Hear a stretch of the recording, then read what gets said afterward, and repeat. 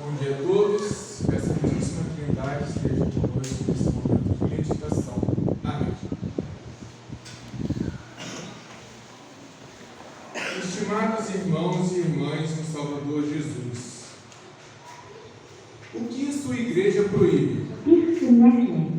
Se você é evangélico, por exemplo, como alguém como você poderia tomar vinho ou cerveja? Talvez você já tenha ouvido uma pergunta desse tipo. Quanto mais cresce o número de igrejas, mais é difícil saber o que se entende por ser evangélico ou o que é ser um cristão.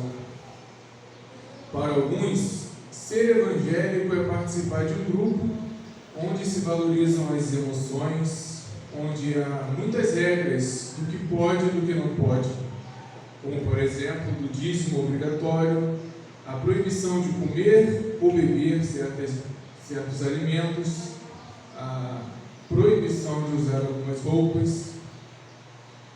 As regras desses grupos são variáveis entre as centenas de denominações das novas igrejas.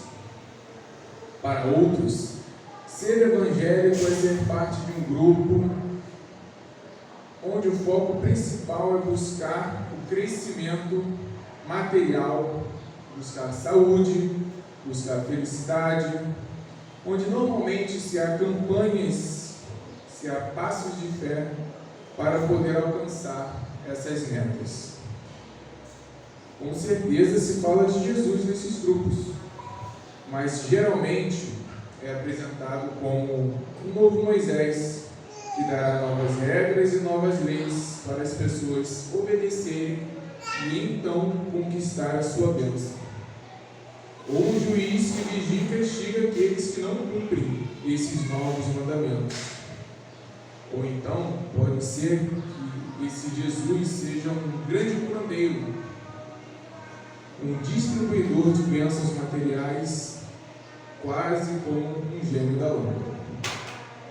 Pouco ou nada se ouve sobre o verdadeiro Cristo, o Cristo que o apóstolo Paulo pregava e que nos apresenta na leitura de hoje. Parece até que o apóstolo Paulo está falando de outro Jesus, que não está na igreja certa ou que não se encaixa hoje em dia. É um Jesus estranho para muitos cristãos.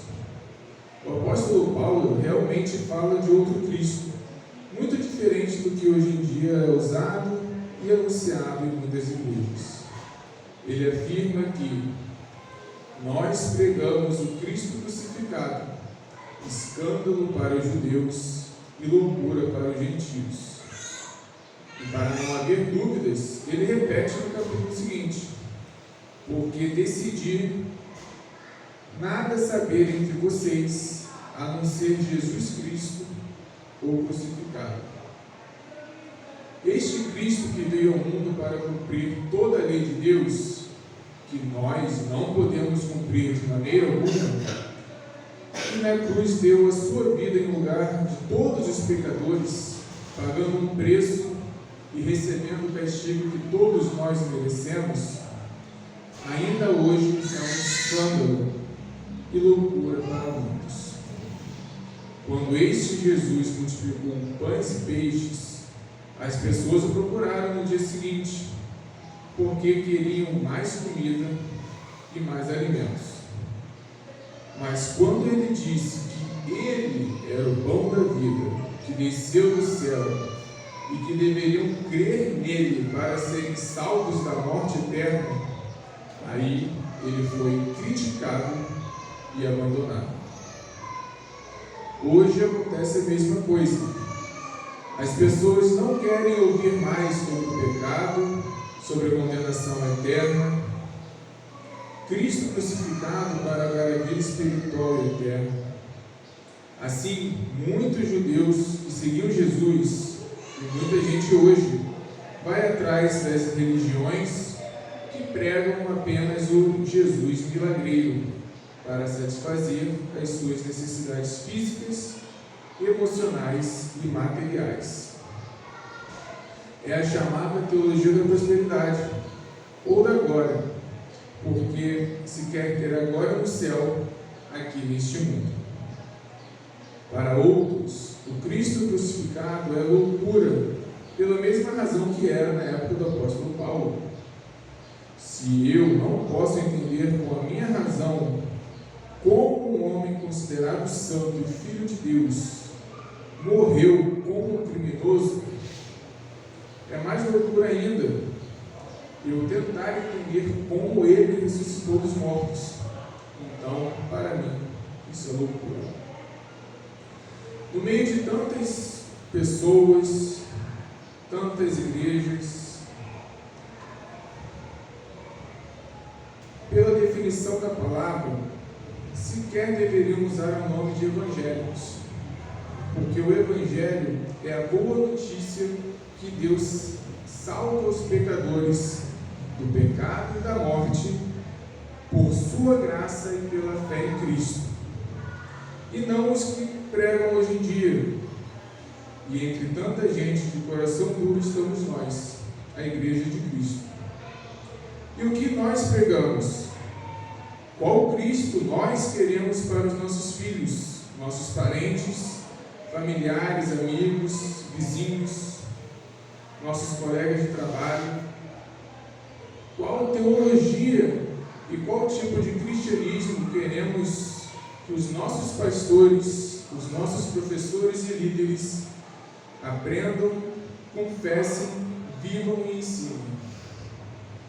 Nós pregamos o mesmo Cristo que o apóstolo Paulo. Pregamos o Cristo crucificado, o Cristo que morreu, o Cristo que ressuscitou para nos dar o perdão dos pecados, a vida e a salvação. O Cristo que prometeu e enviou o Espírito Santo e que nos dá e mantém a fé por sua palavra, o batismo e pela Santa Ceia. O Cristo que promete que nada nos faltará enquanto vivermos neste mundo, onde sofreremos pelo pecado, mas a vitória vem por meio dele, como ele prometeu. Nós pregamos o Cristo crucificado, o Cristo que é o poder e a sabedoria de Deus, por quem nós fomos justificados e santificados. O Cristo que, se viesse fisicamente hoje ao mundo, certamente faria em muitos tempos o que fez em Jerusalém, uma limpeza onde se comercializa a palavra de Deus e se vende suas bênçãos, e diria a muitos hoje: tirem essas coisas daqui, não façam da casa de meu pai uma casa de negócios. Nós devemos pregar o Cristo crucificado, o Cristo que dá um significado verdadeiro à palavra evangelho, no nome da nossa igreja. O Cristo que veio para nos libertar do pecado e não nos fazer escravos das leis humanas. O Cristo que nos veio dar a maior bênção, a salvação eterna, por graça, e não para prometer o paraíso aqui mesmo na terra.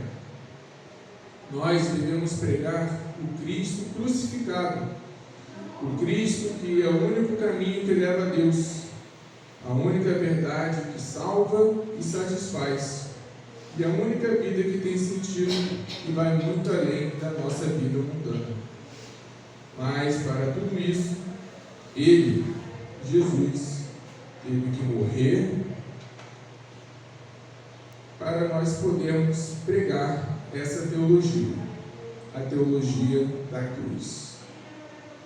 Muita gente, meus irmãos, precisa conhecer este Cristo crucificado para crer e ser assim um evangelho, ou seja, uma pessoa que é salva pelo evangelho e que vive pelo evangelho o Cristo ressuscitado. Tudo o que planejamos, ensinamos e fazemos em nossa igreja, em nossas escolas, no seminário, e como os cristãos têm como seu grande objetivo a pregação de Cristo para a salvação de muitos. nós devemos pregar o Cristo crucificado, trabalhando e consagrando ao Senhor e dedicando todas as nossas vocações e tarefas para cada membro da igreja ser um mensageiro do verdadeiro Evangelho. Todos servos de Cristo crucificado, para a salvação de muitos. Amém.